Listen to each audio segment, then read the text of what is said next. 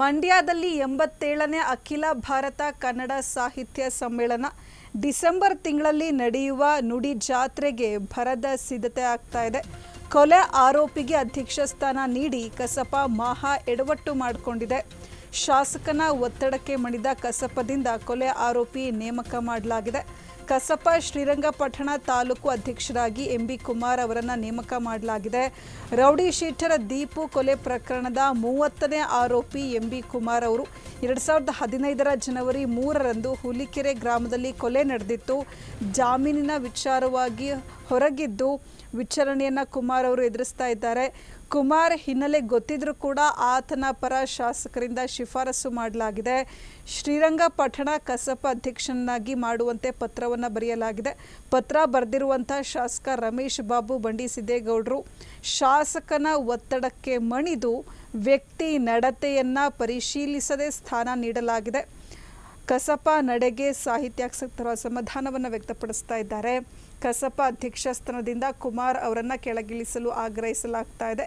ಈ ಬಗ್ಗೆ ದಾಖಲೆಗಳನ್ನು ಪರಿಶೀಲಿಸಿ ಸೂಕ್ತ ಕ್ರಮ ಕೈಗೊಳ್ತೇವೆ ಅಂತ ರಾಜ್ಯ ಕಸಪ ಅಧ್ಯಕ್ಷ ನಾಡೋಜ ಮಹೇಶ್ ಜೋಶಿ ಹೇಳಿಕೆಯನ್ನು ಕೊಟ್ಟಿದ್ದಾರೆ. ಮಂಡ್ಯದಲ್ಲಿ 87ನೇ ಅಖಿಲ ಭಾರತ ಕನ್ನಡ ಸಾಹಿತ್ಯ ಸಮ್ಮೇಳನ ಡಿಸೆಂಬರ್ ತಿಂಗಳಲ್ಲಿ ನಡೆಯುವಂಥ ನುಡಿ ಜಾತ್ರೆಗೆ ಭರದ ಸಿದ್ಧತೆಗಳು ಆಗ್ತಾ ಇರುವಂಥದ್ದು. ಕೊಲೆ ಆರೋಪಿಗೆ ಅಧ್ಯಕ್ಷ ಸ್ಥಾನ ನೀಡಿ ಕಸಪ ಮಹಾ ಎಡವಟ್ಟೊಂದನ್ನು ಮಾಡಿಕೊಂಡಿದೆ. ಶಾಸಕನ ಒತ್ತಡಕ್ಕೆ ಮಣಿದ ಕಸಪದಿಂದ ಕೊಲೆ ಆರೋಪಿಯನ್ನು ನೇಮಕ ಮಾಡಲಾಗಿರುವಂಥದ್ದು. ಕಸಪ ಶ್ರೀರಂಗಪಟ್ಟಣ ತಾಲೂಕು ಅಧ್ಯಕ್ಷರಾಗಿ ಎಂಬಿ ಕುಮಾರ್ ಅವರನ್ನು ನೇಮಕ ಮಾಡಲಾಗಿದೆ. ರೌಡಿ ಶೀಟರ್ ದೀಪು ಕೊಲೆ ಪ್ರಕರಣದ 30ನೇ ಆರೋಪಿಯಾಗಿದ್ದಾರೆ ಎಂಬಿ ಕುಮಾರ್ ಅವರು. 2015ರ ಜನವರಿ 3ನೇ ತಾರೀಕು ಹುಲಿಕೆರೆ ಗ್ರಾಮದಲ್ಲಿ ಕೊಲೆ ನಡೆದಿತ್ತು. ಜಾಮೀನಿನ ಮೇಲೆ ಹೊರಗಿದ್ದು ವಿಚಾರಣೆಯನ್ನು ಕುಮಾರ್ ಅವರು ಎದುರಿಸ್ತಾ ಇದ್ದಾರೆ. ಕುಮಾರ್ ಅವರ ಹಿನ್ನೆಲೆ ಗೊತ್ತಿದ್ರೂ ಕೂಡ ಆತನ ಪರ ಶಾಸಕರಿಂದ ಶಿಫಾರಸು ಮಾಡಲಾಗಿದೆ. ಶ್ರೀರಂಗಪಟ್ಟಣ ಕಸಪ ಅಧ್ಯಕ್ಷನನ್ನಾಗಿ ಮಾಡುವಂತೆ ಪತ್ರವನ್ನು ಬರೆಯಲಾಗಿರುವಂಥದ್ದು. ಶಾಸಕ ರಮೇಶ್ ಬಾಬು ಬಂಡಿ ಸಿದ್ದೇಗೌಡರು ಪತ್ರವನ್ನು ಬರೆದಿದ್ದಾರೆ.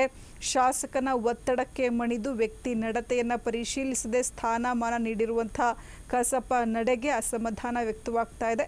ಕಸಪ ಅಧ್ಯಕ್ಷ ಸ್ಥಾನದಿಂದ ಕುಮಾರ್ ಅವರನ್ನು ಕೆಳಗಿಳಿಸಲು ಆಗ್ರಹಿಸಲಾಗ್ತಾ ಇದೆ. ಈ ಬಗ್ಗೆ ದಾಖಲೆಗಳನ್ನು ಪರಿಶೀಲಿಸಿ ಸೂಕ್ತ ಕ್ರಮ ಕೈಗೊಳ್ತೇವೆ ಅಂತ ರಾಜ್ಯ ಕಸಪ ಅಧ್ಯಕ್ಷ ನಾಡೋಜ ಮಹೇಶ್ ಜೋಶಿ ಹೇಳಿಕೆಯನ್ನು ಕೊಟ್ಟಿದ್ದಾರೆ.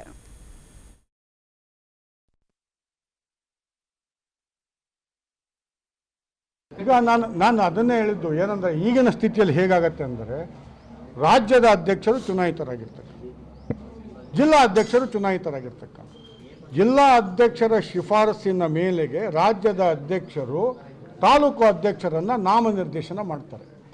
ಆ ನಾಮನಿರ್ದೇಶನ ಮಾಡ್ತಕ್ಕಂಥ ಸಂದರ್ಭದಲ್ಲಿ ಜಿಲ್ಲಾ ಅಧ್ಯಕ್ಷರು ಯಾವ ವರದಿಯನ್ನು ಕೊಡ್ತಾರೆ ಅದನ್ನು ನಾವು ಜಿಲ್ಲಾ ಅಧ್ಯಕ್ಷರ ಮೇಲೆ ಇರ್ತಕ್ಕಂಥ ವಿಶ್ವಾಸದ ಅಡಿಯಲ್ಲಿ ಮಾಡ್ತೀವಿ. ನಮಗೆ ಜಿಲ್ಲಾ ಅಧ್ಯಕ್ಷರು ಕೊಡ್ತಿರ್ತಕ್ಕಂತಹ ವರದಿಯಲ್ಲಿ ತಪ್ಪುಗಳಿದೆ ಅಂತಂದರೆ ಖಡಾಖಂಡಿತವಾಗಿ ನಿರ್ದಾಕ್ಷಿಣ್ಯವಾಗಿ ನಾವು ಆ ತಪ್ಪುಗಳನ್ನು ತಿದ್ದತಕ್ಕಂಥ ಮತ್ತು ನಮ್ಮ ನಿಬಂಧನೆಗೆ ಅನುಸಾರವಾಗಿ ನಾವು ಕಾರ್ಯವನ್ನು ಮುಂದುವರಿಸೋದ್ರಲ್ಲಿ ಯಾವುದೇ ಹಿಂಜರಿತವನ್ನು ಮಾಡುವುದಿಲ್ಲ, ಸ್ಪಷ್ಟವಾಗಿ ಹೇಳ್ತಾರೆ. ರಾಜಕಾರಣಿಗಳ ಪ್ರಭಾವ ಒಳಗಾಗ್ತಾ ಇದೆ ಅಂತಕ್ಕಂಥದ್ದನ್ನು ನೀವು ಎಲ್ಲೋ ಒಂದು ಕಡೆ ಸಾಮಾನ್ಯವಾಗಿರ್ತಕ್ಕಂಥದ್ದನ್ನು ಹೇಳ್ತಾ ಇದ್ದೀವಿ. ನನಗೆ ನಿರ್ದಿಷ್ಟವಾಗಿ ಈ ರಾಜಕಾರಣಿ ಈ ಕೆಲಸವನ್ನು ಅಥವಾ ಈ ಒತ್ತಡವನ್ನು ಹಾಕಿದ್ದಾರೆ ಅನ್ನುವಂಥದ್ದು ನಿರ್ದಿಷ್ಟವಾಗಿ ಹೇಳಿದ್ರೆ ನಾನು ಅದಕ್ಕೆ ಉತ್ತರವನ್ನು ಕೊಡ್ಬೋದು. ಆದರೆ ನಾನು ತಮಗೆ ಹೇಳ್ತಕ್ಕಂಥದ್ದು ಏನಂದರೆ, ಪ್ರಜಾಪ್ರಭುತ್ವದಲ್ಲಿ ಎಲ್ಲರಿಗೂ ಅವರವ್ರದ್ದು ಸ್ಥಾನ ಇದೆ. ಅವರವರ ಸ್ಥಾನದಲ್ಲಿ ಅವರವರು ಕೊಡ್ತಕ್ಕಂಥ ಸಲಹೆಗಳನ್ನು ಗೌರವಿಸ್ತಕ್ಕಂಥ ಮಟ್ಟಿಗೆ ನಾವು ಹೋಗ್ತೀವಿ.